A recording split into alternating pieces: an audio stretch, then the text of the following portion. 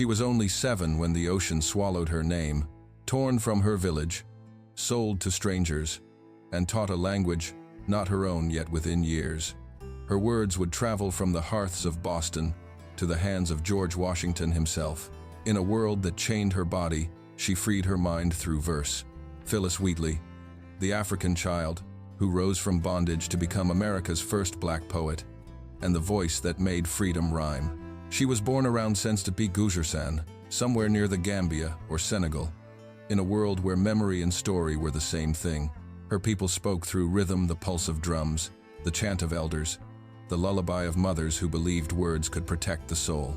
The evenings glowed with firelight, the air heavy with the scent of rain and earth. In that world, a little girl named something now lost her true name, erased by wind and time played by the river, unaware that the horizon was about to close on her forever. Then came the men. Raiders moved like smoke, their torches swallowing the night. Villages were burned, and children were bound in ropes too coarse for skin so young. She was 7, too small to understand the word slave, too frightened to cry. She remembered only the sound, the screaming, the drumming hooves, the foreign language that promised nothing but absence. They dragged her to the coast and threw her into the belly of a ship named Phillis. There, darkness became a living thing. The air was a mixture of blood, sweat, and salt. She could not stand, could not breathe without tasting death. The groans of hundreds around her blended into a single, endless moan, the heartbeat of despair that carried across the Atlantic. For weeks, the child stared at the thin beam of light that cut through a crack in the wood above her. That light became her only God-proof that something beyond the ship still existed. When storms came, water rushed down and washed over bodies that no longer moved. She learned to pray to survive, though she did not yet know the words of prayer. When the ship finally reached Boston in Saint-Gujersan, the sea spat her out thin, sickly, but alive. On the auction block, she was inspected like an object, teeth checked, limbs measured, hair pulled. A wealthy tailor named John Wheatley bought her for his wife Susanna. They looked at the small African child, delicate and silent, and decided to name her after the ship that had stolen her Phillis. Her true name, the one given by her mother in another tongue, was gone. In its place stood a new identity, written in someone else's language, tied to someone else's faith. She was no longer the child of sunlight and stories. She was now property, the possession of a family who believed themselves merciful. But deep inside the 7-year-old girl, the spark of language had not died. She had lost her home, her parents, her name, yet the rhythm of her people, the instinct to turn pain into sound, still pulsed in her veins. The girl taken from the sun would one day teach her captors that even in bondage, a voice could not be owned. The Wheatleys lived in a fine brick house on Boston's King Street, filled with the quiet rustle of silk and the scent of tea. Phillis was brought there not to labor in fields, but to serve as a housegirl for Susanna, polishing silver, carrying letters, tending to the fire. Yet Susanna soon noticed something unusual. This child, who spoke barely a few words of English, was watching not with fear, but with hunger. Phillis studied everything: how words moved on a page, how people's lips shaped sound. When the Wheatley children opened their books, she leaned close, memorizing the alphabet's strange symbols. Within 16 months, she could read the Bible with flawless pronunciation. Her progress astonished the household. Soon, they began to educate her first in English, then Latin. John Wheatley boasted to guests that his African girl could read Ovid and the Psalms. Ministers came to see her recite passages from the Bible, and Susanna glowed with pride, as if her possession's brilliance reflected her own virtue. But Phillis understood the paradox. The same people who praised her intelligence still saw her as property. She slept in the attic, separated by skin and by silence. When she read verses about redemption, she wondered if it applied to her too, if heaven had room for a girl bought with coins. Still, she read and wrote tirelessly. Her favorite word was freedom, though she never said it aloud. She copied scriptures by candlelight, each letter an act of defiance. To learn was to live. To write was to resist. The books they gave her became her weapons, gentle, silent, but sharper than chains. By the time she turned 12, Phillis Wheatley's intellect had become undeniable. Her masters treated her as a marvel, but Boston's society saw her as a contradiction. How could a black child, a girl, an African, speak the language of angels? They called her a prodigy. They also called her impossible. And somewhere between those two words, a poet was born. By the age of 12, the girl once stolen from Africa began to write. Her pen trembled at first, her letters uneven, her grammar uncertain, but the rhythm beneath her words was unmistakable. It was not the sound of Boston or of England. It was the pulse of something older, deeper. Her poetry wove together faith and wonder, grief and gratitude, light and shadow. Every verse carried the echo of drums, long silenced, translated into the measured cadence of the King's English. Her early poems praised God, virtue, and creation. She wrote of the sun, the moon, and the mercy that carried her across the sea. But beneath those gentle lines, there was tension, the quiet ache of a mind trying to reconcile salvation with captivity. She thanked divine grace for bringing her from her pagan land. Yet what she truly meant is still debated centuries later. Some say she was appeasing her owners, writing to survive. Others see within her words the brilliance of subtle rebellion, a woman using the only language allowed to her to hint at a truth too dangerous to speak. Phillis learned that survival often required disguise. She cloaked her protest in praise, her defiance in devotion. She could not condemn slavery outright, but her art did so silently. In praising God for giving her the gift of words, she reminded the world that the enslaved were not beasts, but souls, thinking, feeling, and capable of creation. The Wheatleys parroted her talent before Boston's ministers and scholars. They were proud, yet uneasy. Her intellect blurred the lines of the world they knew. She was both their miracle and their mirror proof that faith could elevate even those they had dehumanized. In the evenings, when the candles burned low, Phillis would kneel by her bed and whisper verses not meant for anyone's ears. They were prayers, perhaps, or confessions, or fragments of the freedom she could not yet name. The pen became her cross, a sacred burden she carried with both pride and pain. Writing was no longer just a pastime. It was how she survived the paradox of her existence. Each poem allowed her to breathe inside a life that denied her breath. And slowly, word by word, Phillis Wheatley began to write herself into being, not as a servant, not as property, but as a poet. As her reputation grew, whispers began to circle Boston's drawing rooms and churches. The verses were too refined, too classical, too intelligent. Surely they could not have come from an African girl. The disbelief was so deep it became obsession. Could a person of her color, her origin, truly produce poetry that rivaled Milton and Pope? In senus de puxta, the question turned into a public trial of intellect. 18 men, scholars, merchants, ministers, and even the governor of Massachusetts, summoned Phillis Wheatley to defend her authorship. She entered the room quietly, her dress plain but her bearing dignified. Before her sat a semicircle of powerful white men holding her poems as if they were evidence in a crime. They questioned her for hours. They asked about classical references, theology, grammar, the meaning of her lines. Phillis answered each calmly, her voice steady, her mind precise. Not once did she falter. The air in the room shifted from condescension to awe, from skepticism to uneasy respect. When the questioning ended, they could no longer deny her. One by one, they signed a document affirming that Phillis Wheatley was indeed the author of her own poems. The irony was brutal. She had to prove her humanity through intellect. To be believed, she had to perform genius. No white writer had ever been tested like this. But for her, the burden of proof was survival itself. Yet even after her triumph, she remained unseen. She could dine with her master's guests but not walk beside them as equal. Her words could travel across continents, but her skin still marked her as other. The city that praised her verse would not shake her hand. Still, Phillis wrote. She knew she was not invisible to God, and that was enough to keep her pen moving. Her poems spoke of compassion, virtue, and light. But between the lines, something revolutionary stirred. In her silence, She was saying what no one dared to say aloud, that the enslaved mind was freer than the enslaver's conscience. The affidavit signed by 18 men could not cage her spirit. Her body was owned. Her voice was not. After her public examination, word of Phillis Wheatley spread across the Atlantic like rumor and revelation. Yet even with proof of her genius, no Boston printer dared to publish her work. It was not because her poems lacked beauty they feared the backlash of printing a black woman's words.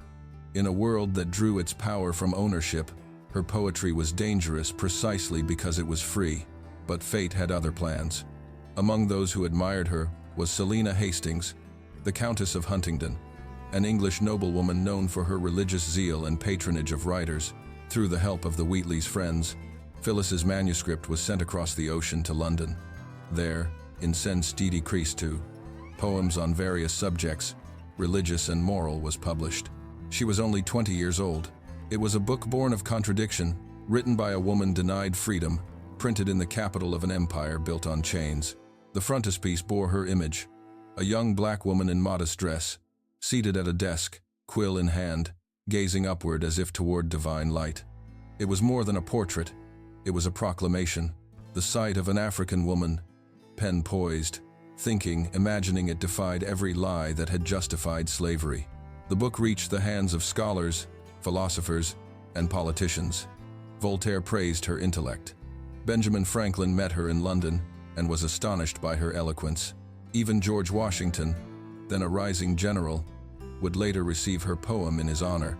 Her words were not fiery like the pamphlets of revolutionaries. They were calm, deliberate, filled with grace and quiet indictment.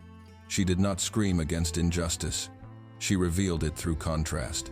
In celebrating Christian virtue, she forced the reader to confront the hypocrisy of a nation that claimed divine favor while owning human beings.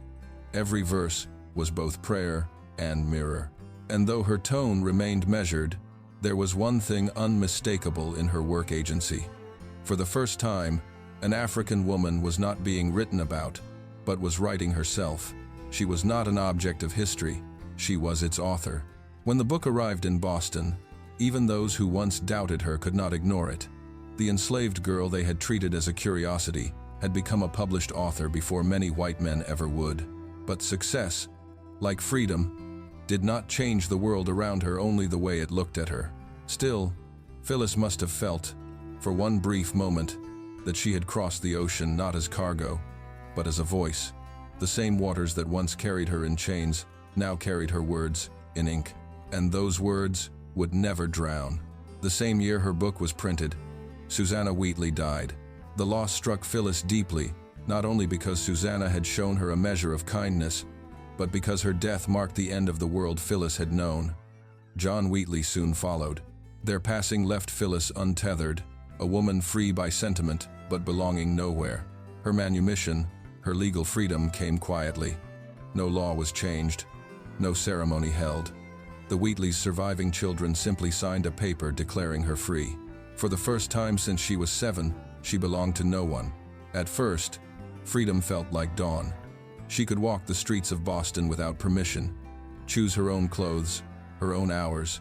But freedom without foundation can be colder than captivity. In the eyes of society, she was still a black woman, now without protectors or wealth. The salons that once welcomed her talent now closed their doors. Her fame as a poet did not translate into survival.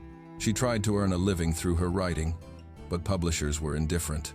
The world preferred the idea of Phillis Wheatley to the reality of her, the myth of the grateful, godly African girl, not the free black woman struggling to live.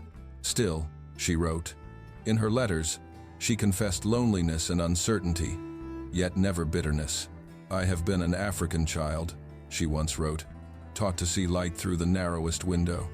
Even then, she sought meaning in suffering, as if her pen could still summon redemption from pain. Freedom, she realized, was not a destination, but a fragile condition, one that had to be sustained, not merely declared.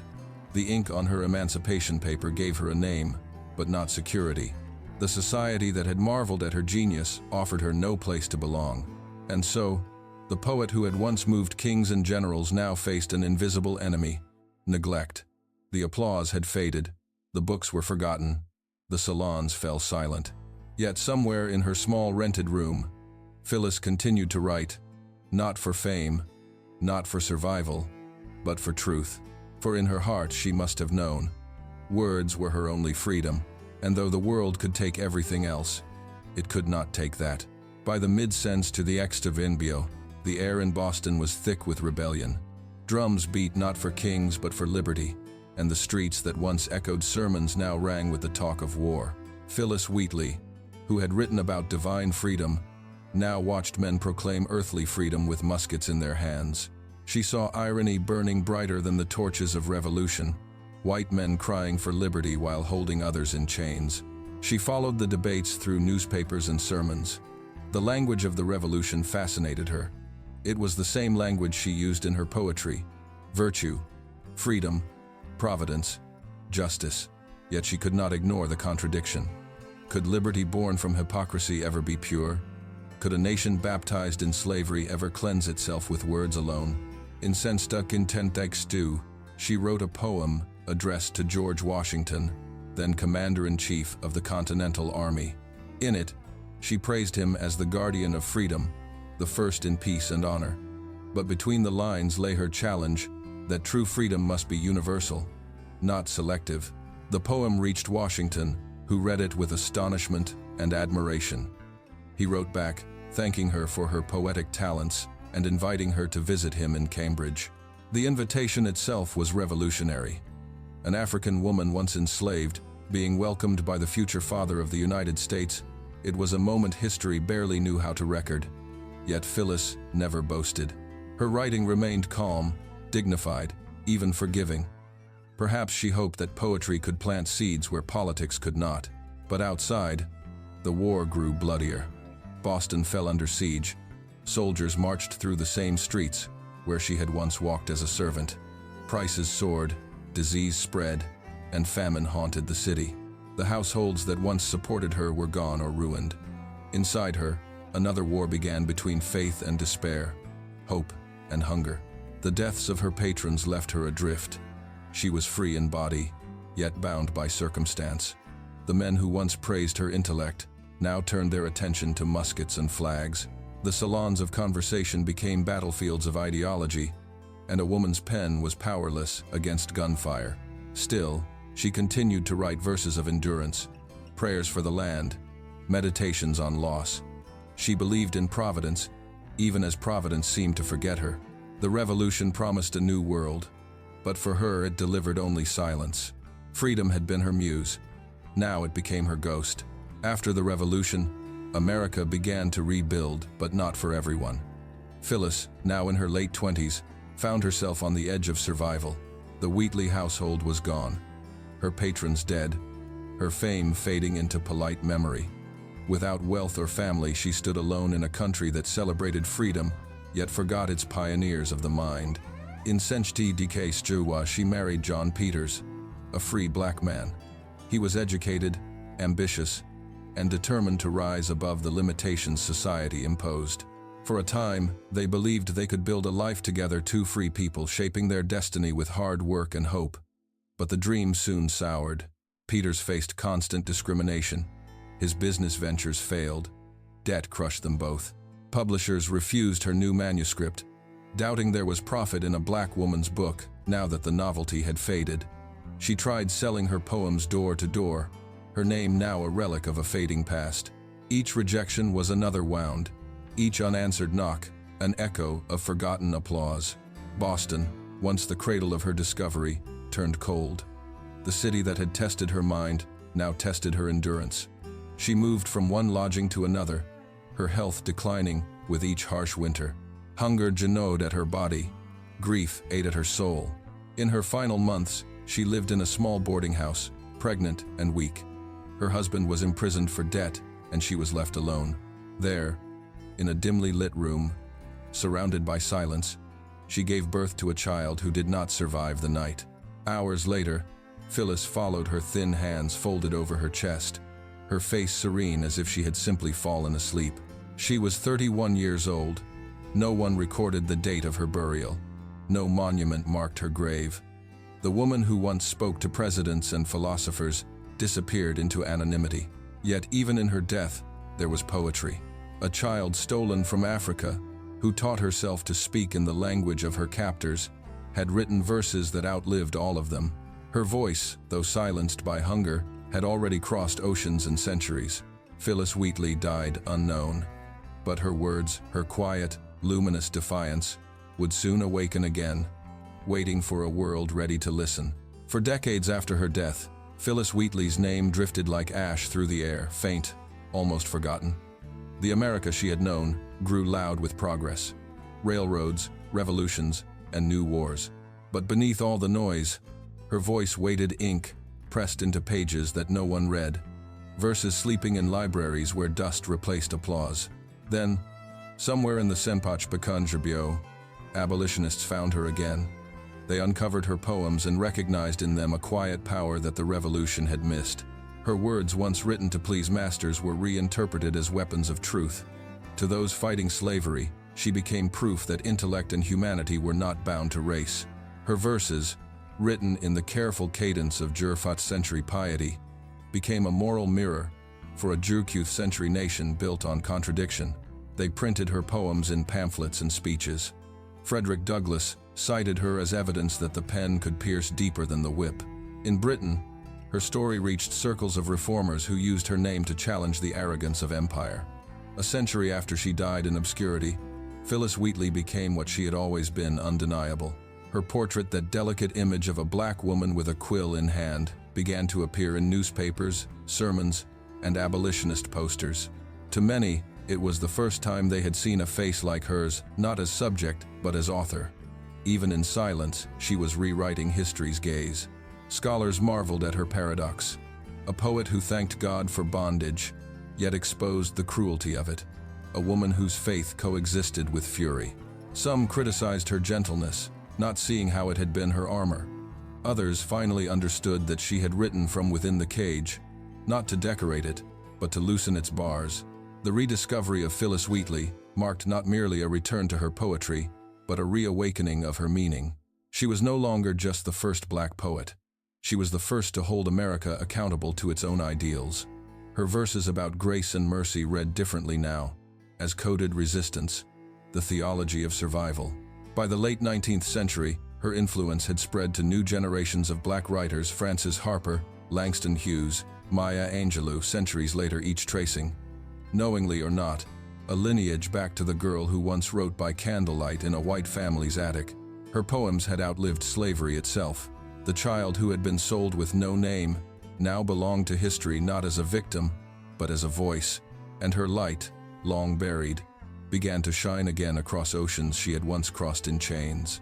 Today, Phillis Wheatley stands among the founders of American thought, not on battlefields or in marble halls, but in the fragile space between suffering and expression. Statues of her rise now in Boston and Philadelphia, her face carved into stone, her hand eternally holding a pen. Tourists read the verses etched beside her likeness, lines about virtue, heaven, and deliverance. But beneath them lies something greater, a message that language can redeem what violence has tried to erase. She was 7 when the ocean stole her name, yet it could not drown her spirit. She was 31 when poverty took her life, yet it could not silence her song. Between those years lies a revolution more profound than any war, a transformation of bondage into art, of pain into permanence. In every sense she wrote freedom, not the political kind fought with muskets, but the spiritual kind forged in the mind. Her poetry proved that dignity could not be legislated away, that the human soul, even in captivity, could rise higher than its captors imagined. Modern readers continue to rediscover her in classrooms, anthologies, and whispers of ancestry. Each time her name is spoken, it restores what history once tried to erase. Phillis Wheatley is no longer property. She is legacy. Her story lingers because it asks a question that still unsettles the world.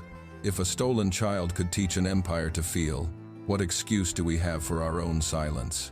In her life, there was tragedy, yes, hunger, loss, isolation, but there was also transcendence, the kind that proves suffering cannot define the human being who turns it into meaning. The girl who once stared at a sliver of light through a ship's wooden plank became the poet who taught a nation to see. Her ink, drawn from pain, became scripture for the oppressed, prophecy for the forgotten, and comfort for those still fighting to be heard.